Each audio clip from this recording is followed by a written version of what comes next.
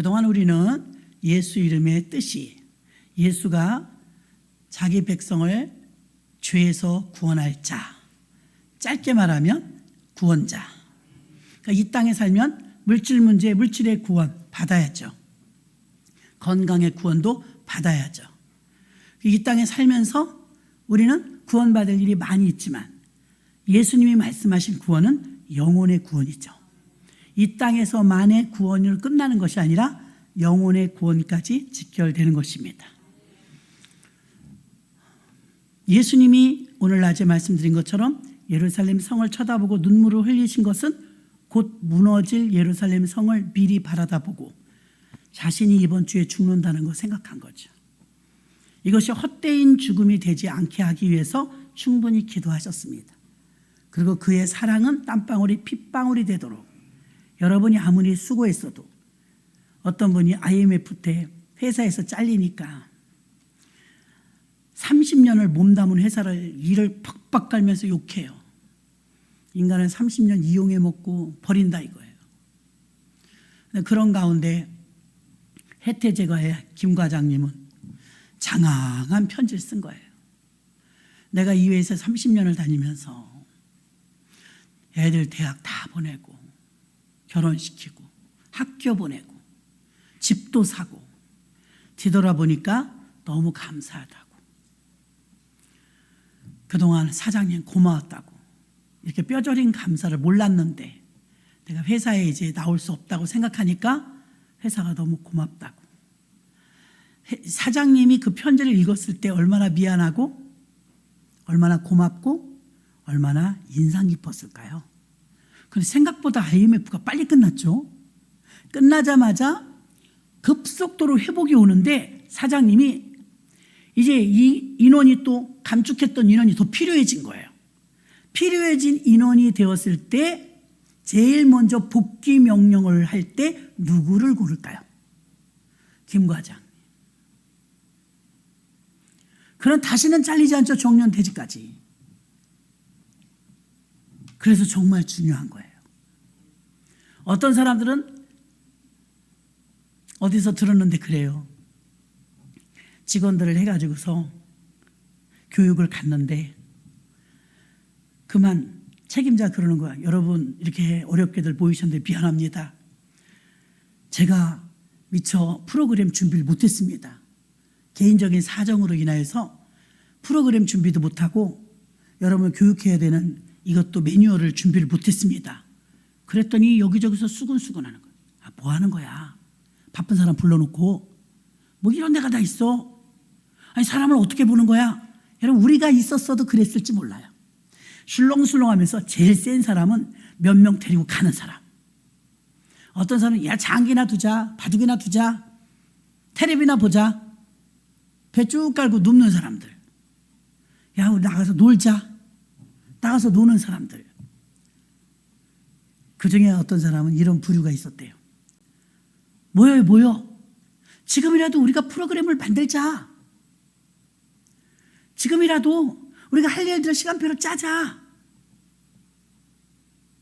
그런데 진짜 프로그램이나 매뉴얼이 없었던 것이 아니라 그게 테스트였던 거예요. 회사에서는 그게 테스트였던 거예요.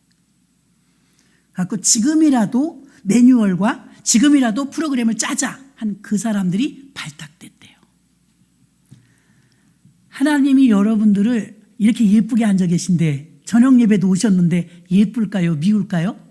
예쁘죠. 믿음 지키니까 예쁘죠. 근데 이렇게 예쁠 땐 여러분 믿음이 안 나타나. 다 좋은 것 같아. 근데 이 사람들 중에서 문제가 생겼을 때 몸이 아프다든지 초상이 났다든지 뭐 회사에서 잘렸다든지 고난을 겪고 집에 불이 났다든지 우환이 들끓는다든지 사업에 실패했다든지 그런 상황이 올 수도 있거든요. 또 사람과의 갈등이 있었다든지 이제 큰 위기, 어려움이 온 거예요. 사실은 믿음은 그때 필요한 거예요. 그때. 그동안 들었던 말씀, 그동안 배웠던 말씀, 그동안 내가 믿음이 있노라고 생각했던 모든 것들이 언제 드러나느냐? 어려울 때. 고통 속에 있을 때, 아, 저 사람은 진짜 믿음 있네. 믿음이 아니고는 똑같은 모습으로 못 있죠. 다니엘 봐요. 평상시도 하루에 3번 기도했대요. 하루에 3번. 하루에 3번 기도하는데 문제가 생겼어요. 나라에서 국법으로 기도하지 말래, 한 달 동안. 어떤 신에게도 기도하면 사자굴에 쳐넣겠대요. 어명이 어명. 근데 다니엘이 기도하던 사람이 기도를 안 할 수가 없는 거예요. 성경은 이렇게 써 있죠. 다니엘이 전에 행하던 대로 예루살렘을 향하여 창문을 열고 하루에 3번 감사기도 하였더라. 똑같이 하는 거예요. 똑같이. 믿음이 약하다는 건 언제 나타나느냐? 문제 생겨보면 믿음 다 뽀록나요. 문제가 생기지 않았을 때 이렇게 예쁘게 앉아 계시다니까요. 문제 생겨봐야 사네 마네 나오네 안 나오네. 그럼 여러분 지금은 에이 뭘 그러겠어. 내게 닥쳐봐요. 이거 장난이 아닌데. 제가 집사 때 구역 식구들이 막 신나게 집을 장만해갖고 이사가니까 제일 먼저 전도한 그 집사님이 아직도 그 사람이 집을 못 샀어. 임대 아파트도 당첨돼서 가고 조그만 빌라도 사서 가고 아파트도 사서 가고 막 구역 식구들이 부흥될 땐 그렇게 돼요. 잘 돼서 막 나가는데 제일 먼저 전도한 이 집사님만 이제 구역 예배 나오기도 창피하다는 거야. 왜 그러냐 그러니까 나만 집을 장만해서 못 가고 남들은 임대 아파트도 당첨돼서 가고 다 단칸방 살 때요. 저희를 비롯해서 다 단칸방. 다 잘 돼서 막 나가는 거예요. 신나죠. 그러니까 그러는 거예요. 구역 예배 끝나고 다 갔는데 안 가고 구역장님 나 속상해요. 어째요 그래요. 더 좋은 거 주시려고 그러지. 그랬더니 그래도 위로가 안 돼요. 그러고 있었는데 드디어 그에게 집을 살 수 있는 기회가 생겼어요. 어떡하죠 그래서 하면 되지. 그랬더니 다른 사람은 임대도 가고 뭐 빌라도 사고 근데 자기는 정말 마음을 많이 상했던 거죠. 그동안 주공 아파트 고층을 가게 된 거예요. 만수주공. 근데 그 다음에 더 문제가 생겼어요. 단칸방 살다 25평으로 가니까 큰 거잖아요. 구역장님 내가 나의 실체를 알았어요. 그래 이실직고라는 거죠. 왜니까 머리가 깨질 것 같아요. 내가 이렇게 믿음이 없는지 몰랐어요. 왜 믿음이 없냐고 물어보니까 나는 아무개도 가고 다 편하게 가고 좋게 가고 쉽게 간 줄 알았대요. 남이 응답받을 때는 편하게 가고 쉽게 가고 잘 가고 아주 간단한 줄 알았대요. 이 문제가 나한테 오니까 잠이 안 오더래. 이사를 가야 오르냐 말아야 오르냐 대출을 얼마를 받아야 되냐 이게 과연 오르냐 지금 이사 가는 게 오르냐 이게 밤마다 기와집을 줬다 풀었다 하는데요. 밤새 그래 같이 먹을 아침에 안 돼. 이게 반복이 막 계속 되더래요. 그런데 다음 주에 또 구역 예배를 드리게 됐잖아요. 또 얘기하는 거예요. 나는요 머리가 아파 깨질 것 같아요. 왜 그래요? 나는 아무개도 가고 다 편히 가고 쉽게 가고 잘 간 줄 알았는데 내가 믿음이 없었던 거더라고요. 내가 이게 닥치니까요. 내가 내 자신을 얼마나 때렸나 몰라요. 야, 너 그런 믿음 가지고 뭘 하냐 막 그랬대요. 자기가 자기 자신이 너무 밉더래요. 감사만 해요.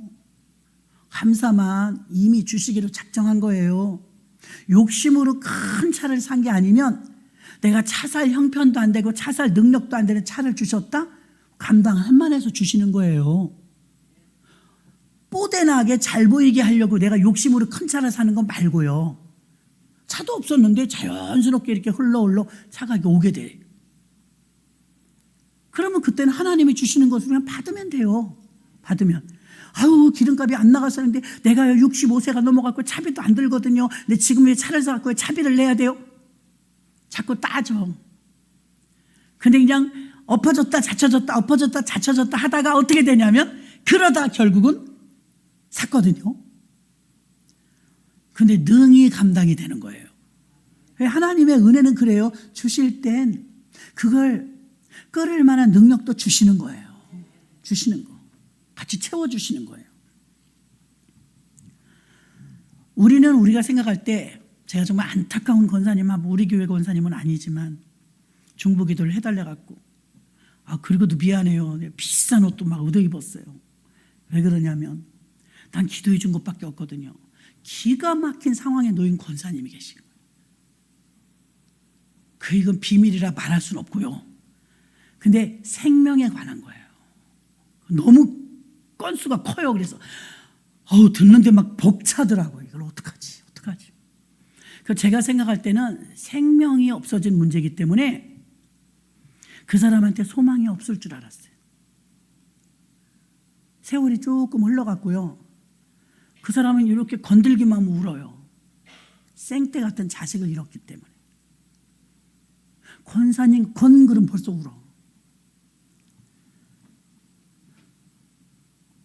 너무너무 힘들다는 거예요.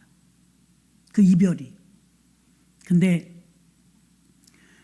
근래에 이제 우리 권사님들하고 같이 갔던 것 같아요.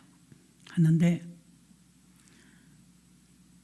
예쁜 여자아이가 우리 애기들 보면 하긴 빨리 크죠? 남의 애는 안 크는 줄 아는가 봐요. 하장하장 거라고 할머니 유치원 갔다 온 거예요. 할머니 손님 가시면 나랑 이따 놀아 이래. 나 들리게. 손님 가시면 이따 나랑 놀지. 알았어 얼른 올라가. 2층이 집이에요. 제가 보면서 권사님 얘가 개예요? 얘가 개예요. 얘가 개구나. 어머 저렇게 많이 컸어요? 그랬더니 저렇게 많이 컸어요. 목사님 쟤 없으면 못 살아요.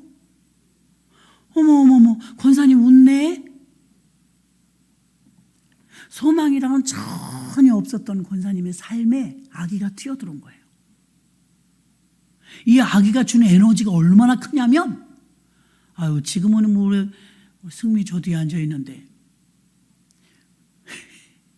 우리 이종란 권사님이 승미를 엄마가 돈 벌러 가니까 아기 때부터 키웠잖아요. 군대 갈 때 내가 알아봤어. 서로 없으면 못 사는구나. 맨날 울어. 내가 키운 줄 알았지만 승미가 할머니를 보필한 거더라고.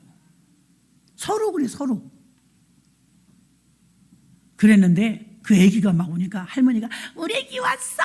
그러니까 할머니 손님 가시면 나랑 놀아. 목사님 제가요 장사도 잘해요. 누가 오시면 요거 예뻐요. 그런데 어느새 말도 해갖고. 근데 몇 년을 웃음을 잃어버렸던 한 2, 3년? 2, 3년 웃음을 잃어버렸던 그 권사님이 계속 웃는 거예요. 제가 그때 무슨 말씀이 딱 떠올라냐면 나오미가 이랬겠구나. 그때 나오미 깨달아서 설교했던 거예요. 나오미 소망이 없었어요. 생떼 같은 아들 둘 죽어. 이거 감당하기 힘듭니다. 부인이 욕하고 집 나가버려. 쫄딱 망해서 집 다 불타버리고 돈도 없고 몸에 병 들어갖고 기와장으로 벅벅 끓고 몸에 구더기가 다닐 정도로 참담한 현실이야. 욥이 이런 엄청난 고통을 겪는데 나오미는 이름이 쓴물. 나를 말하라고 이름을 바꿔주세요. 그랬어요. 쓴물. 인생이 쓰다 이거예요. 내 인생은 왜 이렇게 쓰냐? 갖고 할 수 없이 궁여지책으로 고향으로 돌아오죠. 며느리 둘이 있는데 집으로 돌아가라고 하는데 작은 며느리만 따라오잖아요. 루시. 누가 봐도 불쌍한 집이에요. 저 청산과부하고 나갈 때는 아들의 그냥 남편의 떵떵거리고 나갔던 저 나오미가 쓴물로 돌아왔다. 쓴물로. 밭대기 하나도 손바닥만한 밭도 없고 뭐 먹고 살 거야? 창피한 것도 어떡하고? 그랬는데 밭대기 하나도 없는데 손바닥만한 주워서 먹는 거야. 주워서 이삭. 며느리가 젊으니까 어머니는 집에 계세요. 저 혼자 갔다 올게고 착하기도 하지. 외국인인데. 그래가지고 어떻게 했어요? 주워오는 거예요. 이삭을 주워다가 이제 시어머니를 봉양하는 거예요. 이하 생약 다 아시니까 어떻게 됐어요? 딴따단 결혼했죠. 보아스 그 밭에서 주워 먹었는데 주워 먹은 밭의 주인이 돼버려요. 부활이죠, 부활. 희망이라고는 0.1도 없었던 나오미 가정에 나오미가 노년에 어떻게 됐어요? 다윗의 할아버지를 업고 돌아다니는 거예요. 보아스는 아기를 낳았고, 그리고 이제 마태복음에 보면 왕족 족보에 보아스와 룻에게서 다윗을 낳는 과정이 딱 나와요. 그게 예수님의 족보에도 올라갑니다. 그래서 기독교인들에게는요, 반전이 있어요. 그 반전이 부활이에요. 근데 우리는 부활을 맛보기 직전에는 쓴물 나오미만 맛보기 때문에 우린 있을 게 없어요. 제가 그 권사님을 보면서, 다른 교회 권사님이지만, 권사님, 야, 나는 인간은 인간이라 권사님이 희망 없다 할 때 나도 정말 같이 희망이 없었는데, 나 저 아이가 저렇게 할머니 하면서 유치원 갔다 와서 미주알 고주알 할머니하고 주거니 받거니 하는 거 보니까 그 할머니 얼굴이 화색이 돌아. 다시 웃는 거야. 야, 이거 나오미네 집처럼 이 집에 웬일이냐, 이게 완전 부활이네. 어떻게 이렇게 하나님은 또 어떻게 이렇게 기기묘묘하게 작업을 하셔갖고 연출을 하셔 이렇게 희망이 있는 집이 되게 만드시나. 역시 기도하는 집, 믿는 자 집에는 부활이 있구나. 여러분, 항상 절대 실망하지 마세요. 반전이 있어요, 반전. 아유, 목사님, 그 집은 그래도 아기라도 있죠. 난 아기도 없어요. 모른다니까요. 어떤 일이 있을지 하나님은 연출하세요. 반드시 부활이 있어요. 응? 그러니까 우리 믿음이 흔들릴 때마다 흔들리면 안 돼요. 형편 따라 막 다 흔들리면요, 저 어릴 때 물을 기러 우리 엄마가 물을 지게로, 그만 덜랭이라 칠날래 팔날래 물을 싣고요, 힘은 좋으니까 가득 실어 욕심이 있어서 2번 3번 오지 말고 한 번에 다 실자, 꽉꽉 실어. 그러면 살짝 가야 되잖아요. 쫙 가는 거예요. 어라, 집에 오니까 반통밖에 없어. 물 다 쏟아진 거예요. 여러분, 우리가 믿음이 흔들리면 반통밖에 안 남아. 그럼에도 불구하고 내가 지금 예배 드릴 분위기가 아니에요. 내가 예배 오고 싶은 마음이 없어요. 왜? 누구 만나면 인사하는 것도 힘들어. 그럼에도 불구하고 하나님하고 나와의 관계다. 난 주일이니까 예배 드린다. 그래야 반전이 있지. 그런 반전이 있어요. 그 권사님도 그래. 목사님, 난 동네 사람들 부끄러워 갖고요, 아니 좀 나이가 들었거나 병이 들었어요 말이죠. 갑자기 잘못됐는데 나도 모르겠는데 왜 그런지 어떻게 하면 좋아요? 그런데 이제 제가 이제 다른 교회 목사님이니까 말이 편한 거야. 어디서 말도 못하고 속으로 꿍꿍 앓아서 무슨 말을 못해. 권사님 권 그럼 벌써 울어요, 전화로.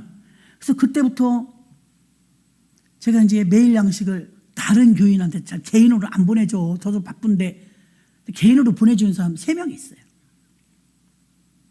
다른 교회인데. 그래서 그분에게 이제 그 매일 양식을 계속 보내준 게 한 3, 4년 됐나 봐요. 이번에 갔더니 애기도 그렇게 방실방실 웃고 권사님 얼굴에 다시 화색이 돌더니, 목사님 옷 하나 드릴게. 왜요? 그 집 옷이 비싸요. 몇몇 분 같이 가셨잖아요. 신방하다 말고 가서. 그랬더니 아유, 목사님 이거 입으세요. 아니에요. 그랬더니 아유, 입으세요. 이거 커서요 팔지도 못해요. 내가 샘플 만들었는데요, 이거 목사님 딱 맞아요. 딱 맞아. 캐시미어 100%예요. 몇백만 원 하는 거예요. 너무 가져가죠. 안 돼요. 못해요. 아이, 가져가시라니. 제가 매일 양식으로 공짜로 먹잖아요. 우리 다 공짜로 먹어요. 제가 만든 것도 아니고 저도 배달만 하는 거잖아요. 그 옷을 기쁘게 주시는 거야. 그래서 제가 이거 어떡하지 입으래 그냥. 입는 거예요. 그냥 입는 거예요. 산 것도 아니고 그분이 옷을 주신 거예요. 기가 막혀갖고. 제가요, 그분이 매일 아프고 상처받아 힘들 때도 거기는 항상 옷이 많았어요. 안 주더라고. 근데 이번에 가니까 아기가 크고 자기가 상처가 진짜 어느 정도 치유된 거죠. 목사님 이거 드릴까요? 이러는 거예요. 아니요, 나 옷 많아요. 아, 이거 틀려요. 그래갖고 옷 입었는데 안 맞는다고 막 강제로 가져가래서. 아이, 그러게 하겠어요. 솔직히 저같이 뚱뚱한 사람 또 있거든요. 마음이 좋아. 이제 여유로워진 거죠. 여유로워진 거예요. 우리 하나님은 멋진 하나님. 우리 하나님은 반전의 하나님. 우리 하나님은 부활의 하나님. 오늘 이 이름은 또 덕이가. 제가 예수 이름에 대해서 설교 많이 했어요. 힘들 때마다 예수 이름 말하라고. 근데 오늘 또 이게 희한한 게 뭐냐면 사복음서에 예수 이름이 얼마나 많이 나와요? 근데 주 예수 그리스도는 하나도 안 나와요.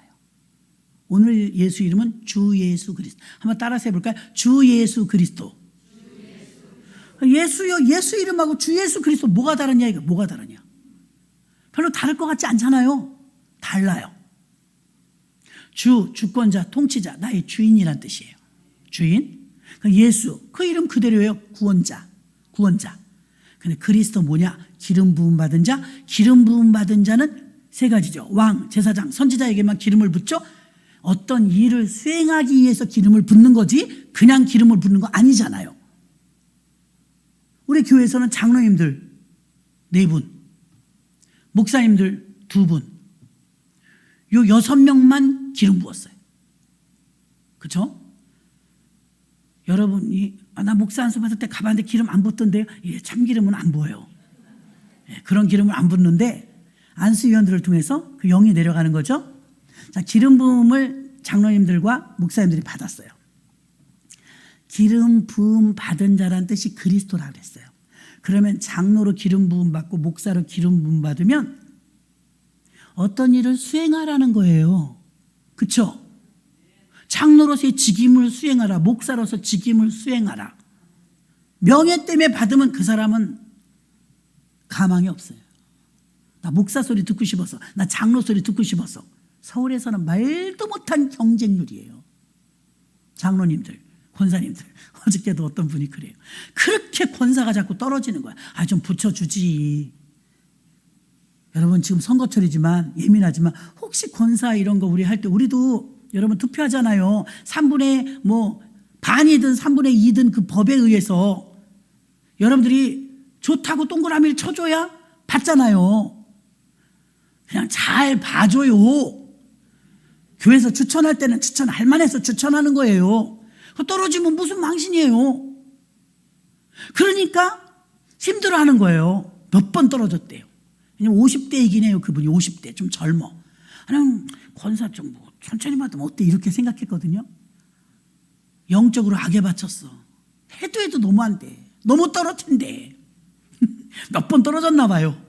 그러더니 어저께 내가 들었어요. 나는 받았노라. 권사 합격했대 이번에. 진심으로 축하해야죠. 많이 울었어요. 여러분 그거 울 일인가 싶죠? 기름을 부었다는 건요 왕의 일을 하라는 거예요. 기름을 부었다는 건 선지자의 일을 하라는 거예요. 목사가 장로가 기름 부음을 받는데 그냥 직장처럼 생각한다? 그럼 받지 말아야지. 왜 받아? 왜? 기름을 부었다는 건 성취해야 될 일이 있는 거예요. 그 사복음서를 다 뒤져봤어요. 사복음서 전체에서 주 예수 그리스도가 하나도 없어. 뭐가 다르냐? 다르다니까요. 예수는 그냥 구원자라는 뜻이에요. 태어날 때부터 그 이름을 갖고 태어났어요. 예수는 태어날 때부터 구원자. 근데 주 예수 그리스도는요 구원의 완성, 구원의 성취자란 뜻이 그리스도예요. 기름 부음 받은 자, 기름은 왜 붓느냐? 수행할 일이 있다고 그랬잖아요. 장로로 목사로 기름 부음을 받았으면 어떤 일을 수행하라는 거잖아요.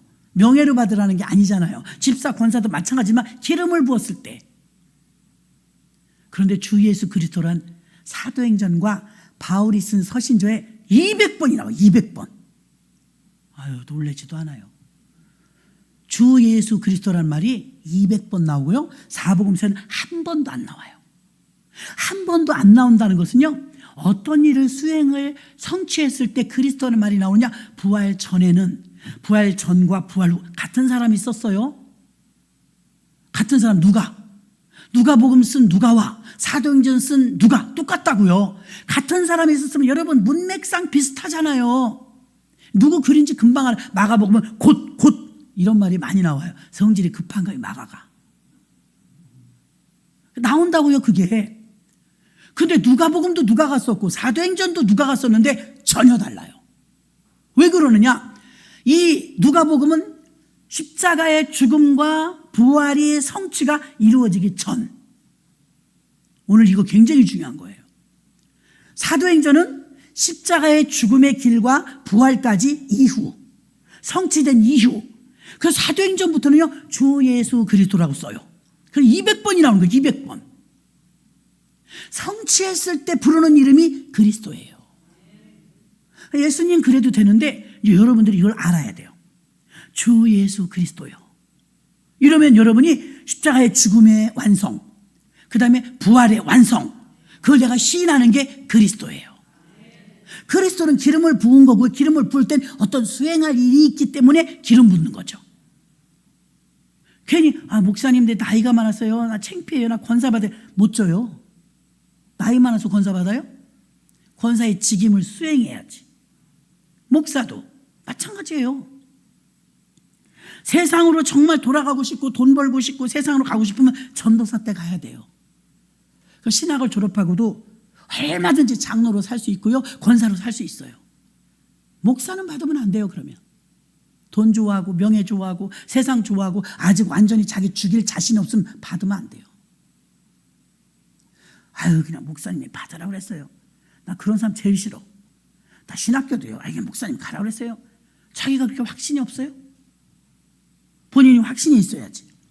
주 예수 그리스도의 이름이 얼마나 중요하냐면요, 주는 통치자요, 나의 주인이시요, 그리고 예수는 구원자요, 그리스도는 기름 부음 받은 자요. 기름 부음은 어떤 수행할 일이 있기 때문에, 직임이 있기 때문에 기름을 부었다는 거예요. 왜 주 예수 그리스도가 하냐? 그 직임이 성취됐다 이거예요. 예수 그리스도가 되시면 죽음도 성취하셨고, 왜? 우리 죄를 도말하는 사건이 죽음이니까 십자가의 죽음도 성취하셨고, 그 다음에 부활도 성취됐고, 부활이 성취됐기 때문에 주 예수 그리스도가 너무 좋은 이름인 거예요. 이 이름을 여러분이 비밀을 알아봐요. 저는 김미숙이에요. 나의 아이덴티티가 뭐냐? 나의 정체성은 목사죠. 많은 역할이 있겠지만 나의 가장 큰 비중을 차지하는 역할은 목사죠. 나의 정체성, 페르조나. 나의 여러 가지 얼굴 중에 그 페르조나가 나예요. 근데 아기를 낳기 전에 새빵살이를 하는데 주인 아줌마가 32살이더라고. 왜 이렇게 늙었어? 나 30살 넘은 사람보다 내가 놀 수 없지. 고거 한 척하고 방에서 책만 봤어. 단칸방, 새빵 살면서. 세대! 왜 또 부르는 거야, 아줌마가. 이랬다니까요. 그때는 32살이 되게 많은 줄 알았어요. 32살 얼마나 꽃다운 나이예요. 근데 32살 아줌마가 자꾸만 세댁 불러. 시장 가자, 뭐 하자, 부침개 먹자, 막 이래. 나 싫은 거예요. 내 20대에 말이지 30대 아줌마하고 내가 놀게 생겼어? 이랬거든요. 그 아줌마가 나를 부를 때 언제나 세댁이었어요. 세댁. 보현이가 태어났네. 애기 엄마 이래. 바뀌었어. 애기 엄마. 다 그러지 않아요? 바뀌잖아요. 그럼 여러분, 내가 세댁일 때까지는요, 애기 엄마 부르면 안 돼. 애기가 없는데? 그쵸? 세댁 그랬어요.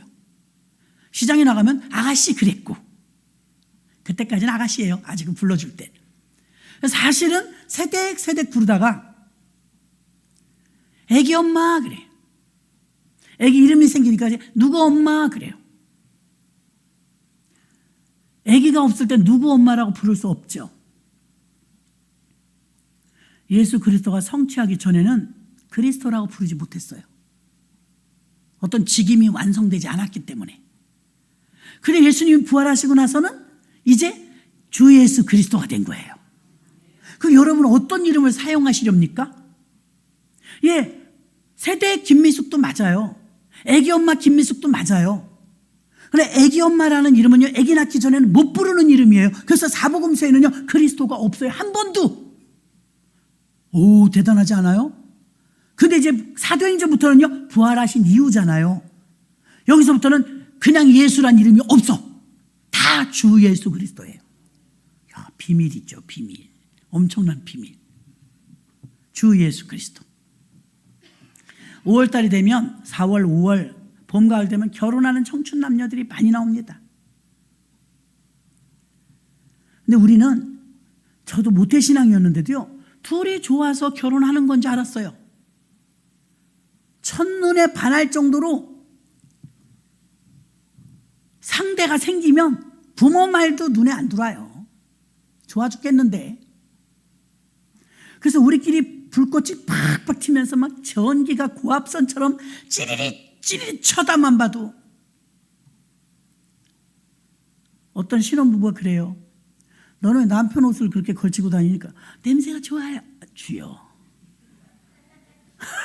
냄새가 좋대. 그러고 듣고 보니까요, 아, 그럴 때가 있지. 그럴 때가 있어요. 풋풋할 때.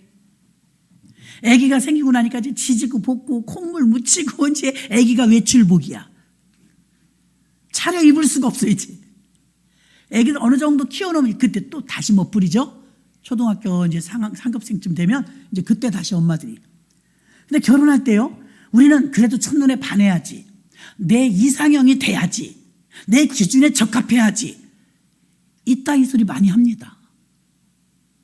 그리고 맞아야 결혼한다고 생각을 해요.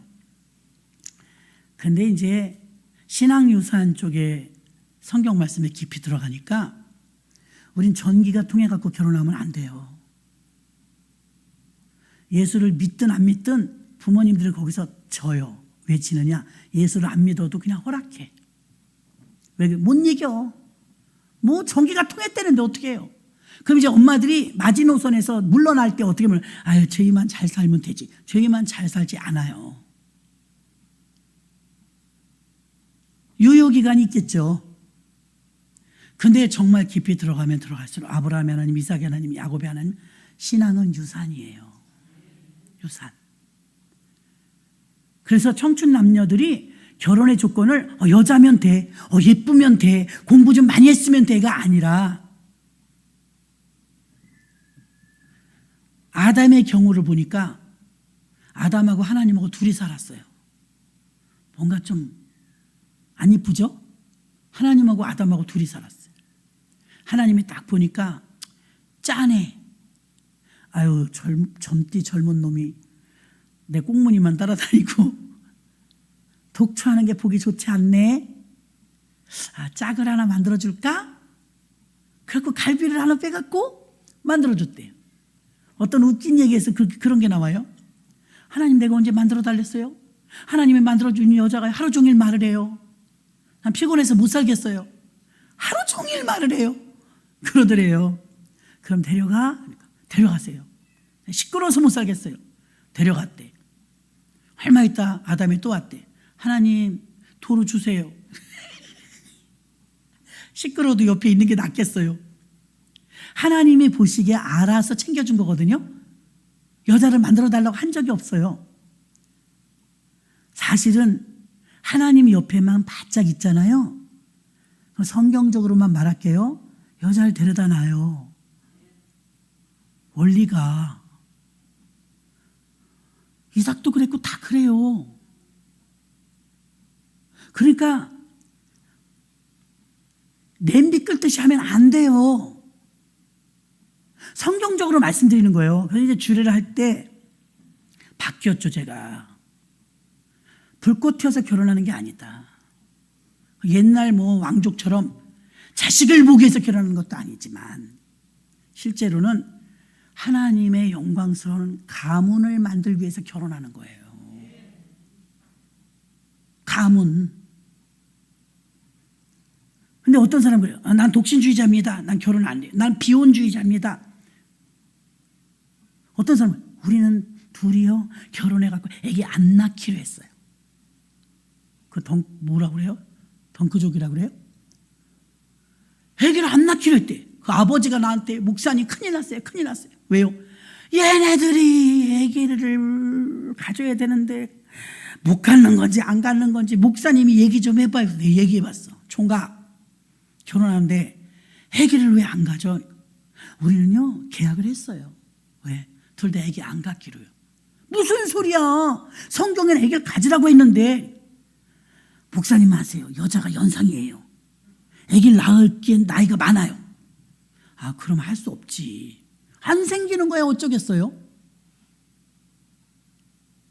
자기는 계약을 했대. 아기 안 낳기로. 요새 그런 뭐 많다고 그래요. 그렇죠? 아기 안 낳기로 계약을 하는 그런 결혼. 성경은요, 성경대로 말하면 그래요.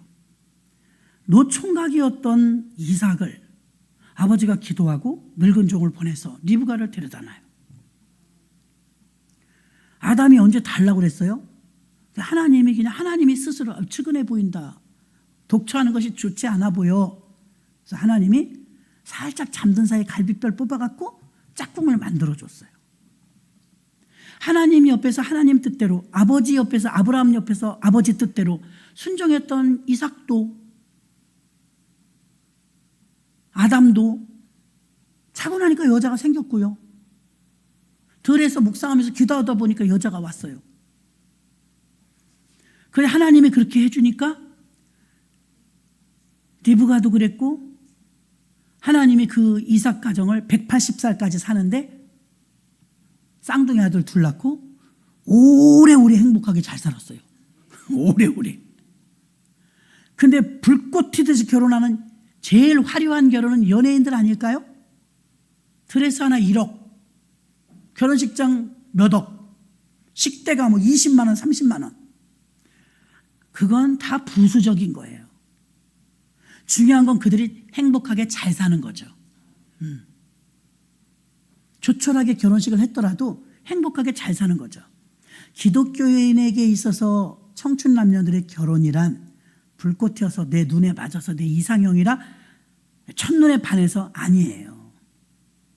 내가 과연 바람직한 그리스도인의 가정을 하나 꾸리는 이 업적, 그리스도인의 가정이 하나 탄생한다는 이 엄청난 사실, 이게 아브라함의 하나님, 이삭의 하나님, 야곱의 하나님 계보를 잇는 신앙의 유산이 하나의 가정으로 탄생돼서 하나님의 영광을 드러내는 일, 그게 결혼의 목적이에요.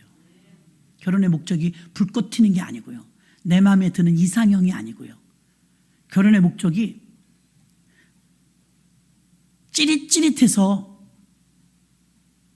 그래서 결혼하는 게 아니라 하나님이 하나님의 뜻에 의해서 아름답게 탄생하는 그런 가정이 될 때 하나님의 뜻도 이루고 하나님이 원하시는 가정이 되고 예수님이 주인 되는 가정 되는 줄로 믿습니다. 그래서 청춘 남녀들은요, 결혼관이 기독교 결혼관이어야 해요. 난 독신주의자입니다, 비혼주의, 성경적이지 않아요. 성경에도 없는 짓을 왜 해요?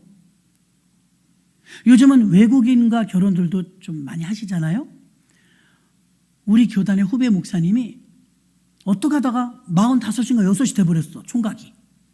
돈도 잘 버는데 생활력은 그리 강한 것 같진 않더라고. 목사님, 우리 아들 결혼해요.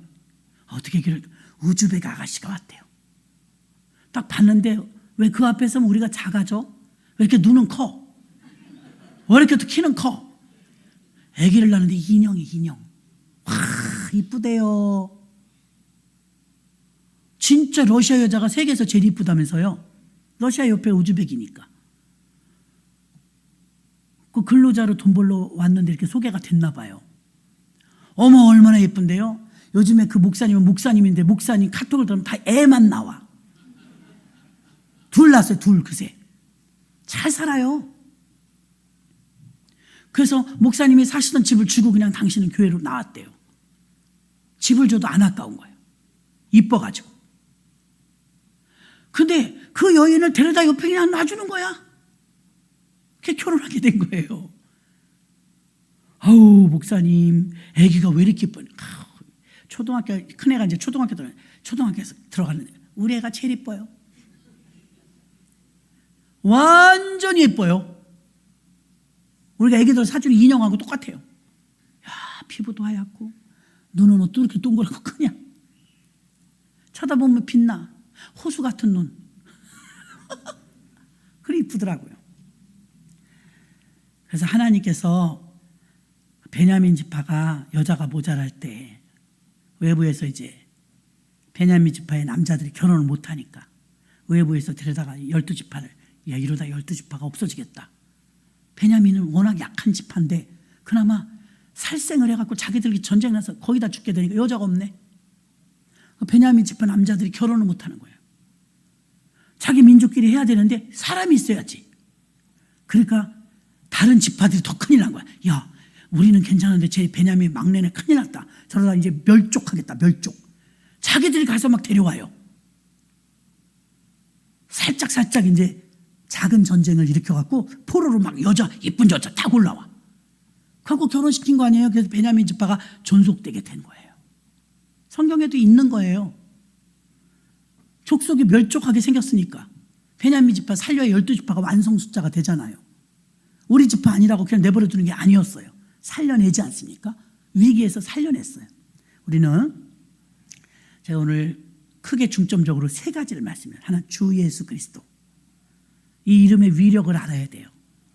그리스도라는 이름은 기름 부음 받은 자의 왕, 선지자, 제사장적 기능을 수행했을 때 성취했을 때 그리스도라고 하는 거예요. 그래서 예수여 이것도 좋지만 주 예수 그리스도요 알고 부르면 능력이 될 것입니다.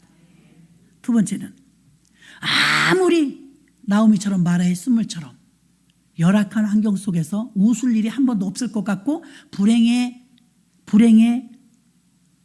주인공인 것, 비련의 주인공인 것 같지만 하나님 안에서는 얼마든지 희망과 부활이 있어요. 부활이 반전이 있어요. 저는 그걸 너무 많이 목격해요. 여러분 삶에도 주 예수 그리스도를 믿고 의지하면 그런 일이 있습니다.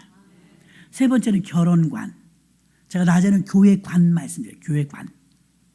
얼마나 안타까운지 알아요. 250만 명이 아직 안 돌아왔대죠. 우리 교회도 안 돌아온 사람들이 있어요. 또 이단에 가면 하는데 이단에 100만 명이 가고 떠돌이 신자가 100만 명. 교회관이 분명하면 우리 교회 내가 섬기는 교회 이런 철저한 의식이 있다면 그럴 리가 없잖아요. 그래서 교회관에 대해서 부활절이니까 다음 주에는 부활절 메시지 나가지만 계속 교회에 대해서 여러분 말씀 전했다고 했어요. 그것만큼 못지않게 중요한 게 하나님이 가장 중요하게 여기는 신성한 곳 두 곳. 첫째는 교회요. 두 번째는 가정이거든요. 한 가정을 세우는 게요. 하나님 나라가 확장되는 거예요. 근데 이 가정이 선남 선녀 다 예수 안에서 만난다면 금상첨화인 거예요. 돈은 좀 없어도 예수 믿으면 인물은 좀 딸려도 예수 믿으면 근데 내 이상형이 아니에요. 내 취향이 아니에요. 믿음은 안 봐. 얼굴만 봐. 문제는 왜 결혼 못하냐. 그 사람도 얼굴을 보거든. 왜 너의 헤아리는 헤아림으로 네가 도로 받을 것이니라 성경에 그랬거든요. 얼굴만 봐. 믿음의 반려자를 만나는 건 하나님의 뜻이에요. 여러분이 물러서면 안 돼요. 부모님들은. 아브라함 하나님, 이삭의 하나님, 야곱의 하나님. 신앙의 유산이 내려가야 되는데 내 대에서 끊겼다고 생각을 해봐요. 이 3세대 신앙운동 5월달에 이제 뒤에 못이 박히도록 하겠지만 아브라함 하나님, 이삭의 하나님, 야곱의 하나님 3세대는요 굉장히 쉬워. 우리 4대가 예수 믿어요. 지금 생존해서. 저희 어머니 새벽 기도하시잖아요. 지금도. 온별이 제일 어린 거. 교회 와서 맨날 기도 받잖아요. 4대가 지금 예수 실존으로 믿고 있거든요. 3대는 어려운 거 아니라는 걸 말하는 거예요. 3대까지 작년에 우리 시상하고 막 그랬잖아요. 3대 교회 나오는 집 많아요. 그럼 3대면 아버지 세대, 부부 세대, 자녀 세대 굉장히 가깝단 말이에요. 이 가까운 세대만 책임지면 어떻게 되느냐? 100년을 책임지는 거예요. 기독교 100년. 우리나라 기독교 140년 역사인데 100년을 책임지는 게 우리 가정 하나만 잘 세워도 100년 세우는 건데 어머 아들이 안 믿는 사람하고 결혼하네? 딸이 안 믿는 사람하고 결혼하네? 그거 끊기는 거예요. 보통 일이 아니에요. 100년이 끊기는 거예요. 날아가는 거예요. 근데 우리는 그렇게 크게 생각하지 않아. 저희들이 좋다면. 저희들이 좋은 건 우리도 살아봤지만 마음은 또 바뀌어요. 더 좋은 거 나타나면 또 안 산다네. 믿음으로 만나지 않으면 안 돼요. 부부 사이의 신뢰를 하나님이 그 믿음의 바탕에 세워주면 견고한 거예요. 견고한 거. 그래서 결혼 시즌이 되니까 우리 젊은이들이 눈에 보기에 예쁘고 아름답고 눈에 보기에 연봉 세고 학벌 좋고 이런 남자 이런 여자만 찾잖아요. 그런데 가치관을 바꿔야 돼요. 교회관도 정립돼야 되고요. 가정관도 정립된 기독교 가정관, 기독교 결혼관 너무 중요하죠. 왜 그러냐? 결혼은 연습이 없고요. 또 결혼은 리허설 없이 시작합니다. 근데 결혼은 준비하지 않고 해. 그냥 준비하지 않고. 결혼 준비는 이불 사고 집 사고 이것만 생각하지 전혀 다른 두 사람이 만나가지고 이걸 맞춰간다는 게 쉽지 않잖아요. 식성도 틀리지, 살아온 과정도 틀리지. 이거를 좋아할 땐 좋은 것만 보이니까 다 가려져요. 근데 합숙 훈련하듯이 이제 가정에서 같이 살아보니까 어머 단점이 너무 많네. 물릴 수가 없어요. 그 철저하게 준비하고 이삭 같은 경우는 성경대로만 말씀을 드리면 배우자 놓고 배우자 올 때까지 기도했어요.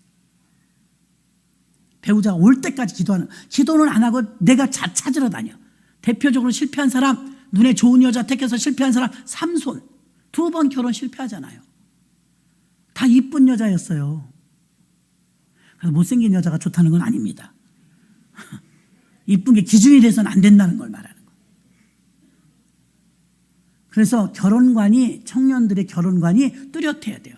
나는 그리스도인의 한 가정을 세운다. 목사가 개척할 때 얼마나 기도 많이 하고 얼마나 금식하고 얼마나 자신을 내려놓고 그리고 개척하는지 알아요? 결혼을 그냥 한다고요? 준비도 없이? 그 준비단 기도죠. 기도. 주님 앞에 내가 바로 섰는가? 우리 청년들이요 특히 기독교 가치관으로 결혼관을 세워야 될 줄로 믿습니다. 학벌 좋아야 된다, 잘생겨야 된다, 지식이 있어야 연봉이 높아야 된다. 세상 사람 기준이잖아요. 그걸 다 가지고 있으면서도 믿음도 좋으면 금상첨화죠. 그렇게 기도하든지 그러면 무슨 배짱인지 기도도 안 하고요. 짠 하면 진이처럼 와 있어야 돼요. 믿음도 좋고 잘생기기도 하고 연봉도 좋고 가문도 좋고 학벌도 좋고. 그쪽에서도 그런 사람을 찾는다고요. 나는 준비 안 하고 상대만 준비된 사람을 찾잖아요. 모순이죠. 모순. 그래서 오늘 말씀 속에서는 중요한 포인트 3가지를 결혼관, 그리고 주 예수 그리스도의 비밀, 그 이름의 비밀, 이 이름으로 다 완성되는 거예요. 그리고 아무리 소망이 없는 것 같은 나오미 가정 같은 곳도 소망이 생겼던 것처럼 하나님께 진짜 믿음의 판가름은 어려울 때 알아보는 거예요. 그럼에도 불구하고 내가 예수께 붙어 있다면 하나님은 그 인생을 책임지실 줄 믿습니다.